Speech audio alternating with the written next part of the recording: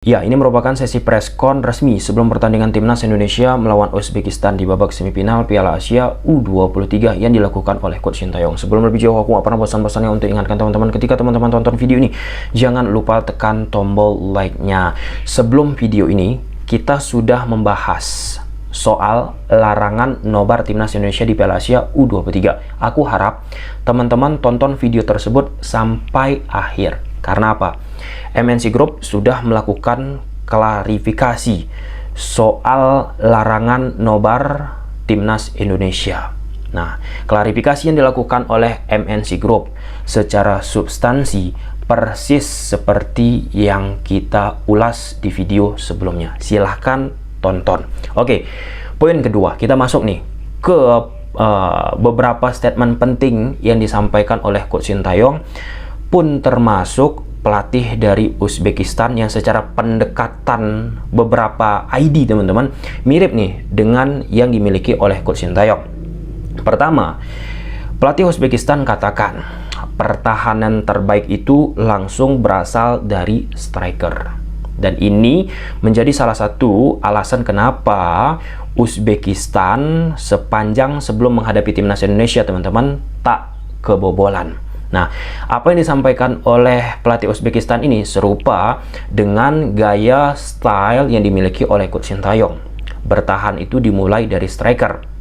Mengapa pada akhirnya Rafael Struijk sangat-sangat aktif bergerak sebagai shadow, mengganggu lawan pada fase build up dan lain sebagainya. Nah, ini pada akhirnya menarik untuk melihat seberapa kuat lini pertahanan yang dimiliki oleh Uzbekistan, dan sebaliknya juga timnas Indonesia dengan gaya dan identitas yang sama tentu terus semakin terasa, terus semakin teruji dengan pendekatan 5-4-1 yang dimiliki oleh Coach Sintayong di beberapa pertandingan ke belakang. Ya, kebobolan-kebobolan dimiliki oleh timnas Indonesia pun seharusnya bisa tidak terjadi di beberapa case goal yang tercipta ke gawang timnas Indonesia teman-teman.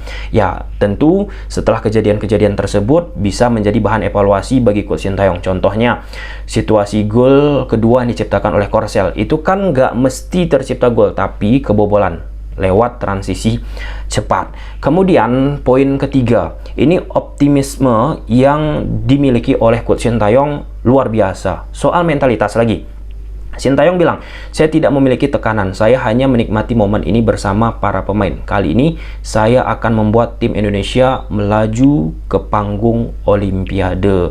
Nah, ketika Coach Sintayong menyampaikan hal demikian lalu dipublikasikan secara masif oleh media-media mainstream di Indonesia teman-teman, respect diberikan kepada Coach Sintayong. Ya, ini soal mentalitas ini bukan kaleng-kaleng, karena di media sosial pun banyak akhirnya dibandingkan mentalitas yang dimiliki oleh Coach Sintayong dengan mentalitas pelatih timnas Indonesia yang dulu. Aku nggak mau menyebutkan nama.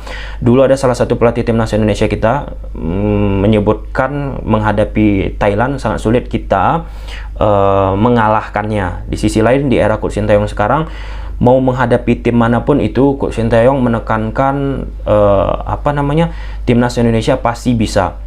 Dan itu salah satu akhirnya membangkitkan pemain timnas Indonesia kita pun untuk bermain secara optimisme di atas lapangan. Rizky Ridho sudah katakan bahkan di sesi preskon sebelumnya, kami tak peduli menghadapi siapapun. Ini kan hal yang sangat luar biasa. Dengan modal seperti itu, tentu apa yang diinginkan oleh Coach Sintayong di atas lapangan pasti akan sedikit banyaknya bisa teraplikasikan. Beda cerita ketika kita bicara pelatihnya sudah tidak optimis, apalagi pemainnya tidak optimis, maka akan sulit untuk mengaplikasikan secara taktikal yang diinginkan oleh seorang pelatih. Kemudian Coach Sintayong juga menyinggung soal keterlibatan timnas Indonesia di Olimpiade yang sopan juga ya. Coach Sintayong bilang sebelum masuk ke poin tersebut teman-teman, saya minta maaf karena sebenarnya saya tidak tahu mengenai partisipasi timnas sepak bola Indonesia di Olimpiade sebelumnya. Dan ditambahkan dan ditegaskan lagi oleh Coach Sintayong, bagaimanapun kali ini adalah saatnya bagi Indonesia untuk berpartisipasi di panggung Olimpiade. Rasa optimisme yang kesekian kalinya dimunculkan oleh Coach Sintayong. Lalu Coach Sintayong memberikan analisisnya soal Uzbekistan, mengapa bisa menciptakan 12 gol dan tidak kemasukan gol sama sekali.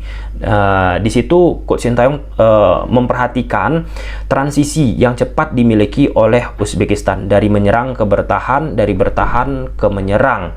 Nah, hal ini tentu menjadi salah satu yang membedakan Uzbekistan di beberapa pertandingan ke belakang. Nah, tentu di saat kita bicara soal transisi, timnas Indonesia memiliki kebocoran menghadapi Korsel di saat proses transisi gol kedua lagi dan lagi, teman-teman. Dengan apa yang sudah dipelajari oleh Coach Sintayong, transisi cepat yang dimiliki oleh Korsel ini menjadi salah satu turning point untuk timnas Indonesia lebih aware lagi compact defense yang dimainkan, kemudian pertahanan secara unit, kemudian tidak kalah orang di sektor flank kiri, flank kanan, yang notabene yang disokong oleh pemain-pemain kencang itu menjadi modal yang sangat bagus bagi Uzbekistan untuk bisa mengalahkan timnas Indonesia. Nah, kalau misalnya menurut teman-teman, bagaimana analisa dan pandangan teman-teman soal permainan Uzbekistan? Coba silahkan tulis di kolom komentar. Dan saat Uzbekistan menghadapi Arab Saudi, itu pun menjadi salah satu apa ya caranya aku menyampaikannya, Arab Saudi melakukan pendekatan taktikal yang lebih bermain secara kasar, secara fisik, teman-teman.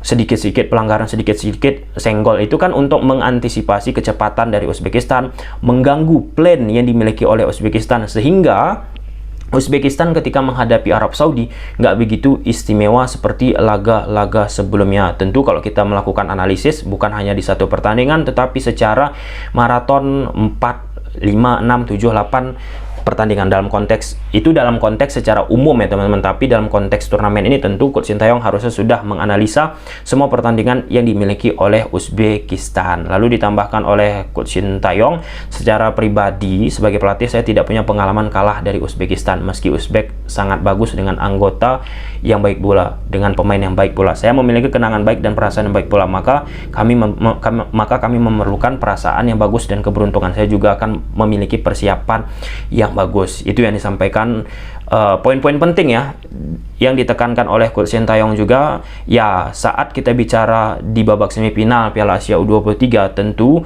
yang akan menjadi faktor terpenting seperti yang sudah berkali-kali disampaikan oleh Coach Sintayong, mentalitas, mindset pemain tersebut. Nah, bukan hanya sekedar membicarakan taktikal apa yang ditumpahkan oleh Coach Sintayong. Nah, soal taktikal, bagaimana pendekatan yang dimainkan oleh Uzbekistan itu sudah kita ulas di video 2 hari yang lalu.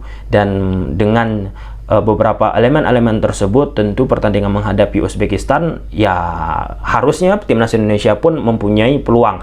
Ya, gaya permainan semi Eropa yang dimainkan oleh Uzbekistan itu membuat beberapa pihak akhirnya sedikit jiper, tapi dengan sikap, mentalitas, fisik pemain timnas Indonesia bermain secara intensitas yang oke sepanjang 90 menit, ada chance yang dimiliki oleh timnas Indonesia. Dan Coach Sintayong pun dari beberapa statement yang disampaikan jelang menghadapi Uzbekistan, ia pun menunjukkan rasa nothing tulisnya, tidak ada tekanan. Dan timnas Indonesia di bawah asuhannya kan sudah melewati babak perempat final, yang itu menjadi salah satu bargaining point bagi Coach Sintayong untuk memperpanjang kontraknya. Dan ketika kita sudah bicara seorang pelatih dan pemain, baik itu klub ataupun timnas, bermain secara nothing tulus, biasanya akan lebih mengeluarkan potensi yang oke. Nah, bicara di era sepak bola modern sekarang, ada namanya tim underdog, ada tim superior. Dalam momen ini tentu yang diunggulkan Uzbekistan, teman-teman.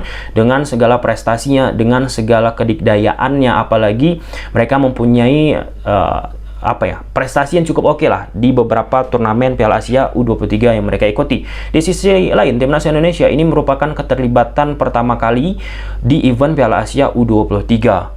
Pertama kali ikut Piala Asia U23 sudah melenggang sejauh ini, kan patut diberikan apresiasi dan nggak boleh diremehkan oleh pelatih Uzbekistan. Pelatih Uzbekistan pun menyoroti kekuatan timnas Indonesia, solid dari sisi organisasi, defensif, dan ya kalau kita bicara hal yang disampaikan oleh pelatih Uzbekistan tersebut sudah menjadi rutinitas yang kerap disampaikan oleh pelatih-pelatih lain ketika menghadapi timnas Indonesia yang kuat secara defensif, organisasi yang bagus, compact defense. Nah, jadi kesimpulannya teman-teman, ya kita tunggu saja bagaimana aksi kedua negara ini dari aspek misalnya transisi yang dilakukan oleh Uzbekistan. Apakah timnas Indonesia mampu meredamnya?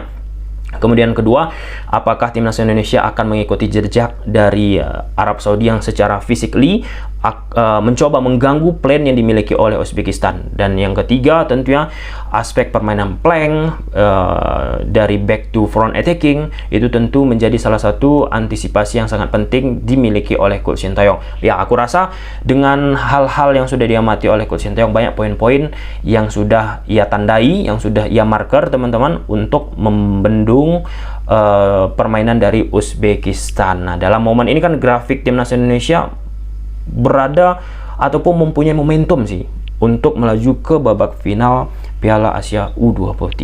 Yang penting sekarang ini enjoy terhadap pemain-pemain timnas Indonesia sehingga bisa memberikan potensi yang terbaik di atas lapangan. Kalau misalnya tertekan akan sulit akhirnya mengeluarkannya. Oke, gimana menurut teman-teman? Coba silahkan tulis di kolom komentar. Bye.